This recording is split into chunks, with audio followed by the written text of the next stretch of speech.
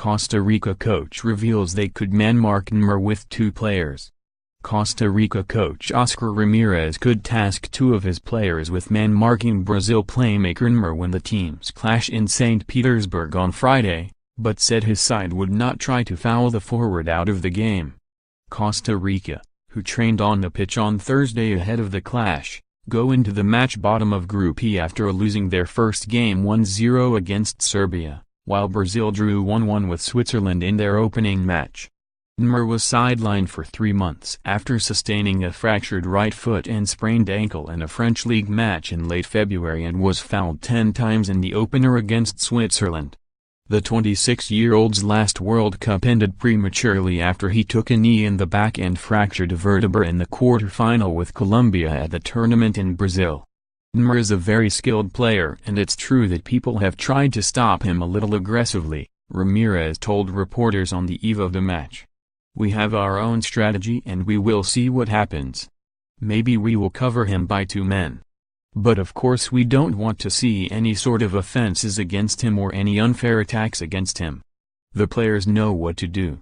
The 53-year-old announced his starting lineup at his pre-match news conference, revealing he would make one change to the side that were beaten by Serbia, with Brian Oviedo coming in at left back in place of Francisco Calvo.